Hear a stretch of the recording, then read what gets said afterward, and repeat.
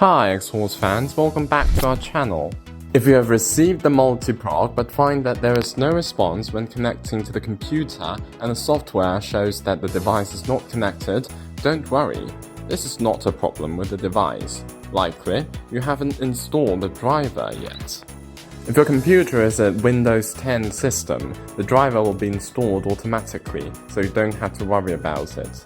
However, if your computer is a Windows 7 system, you need to install the driver manually. So today I'll show you how to install the driver for Multiproc manually. Let's first connect the device to the computer. Then click Help on the top of the software interface.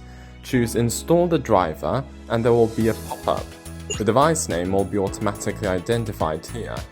If it is blank, it means that the device is not recognized and we need to replug the device or change the port until Multiproc device appears here.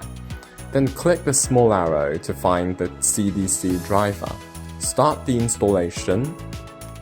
Okay, we can see that the device status becomes connected.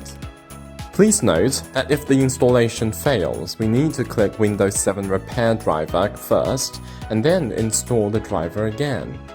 Well, that's all for the manual installation method of the Multiproc driver.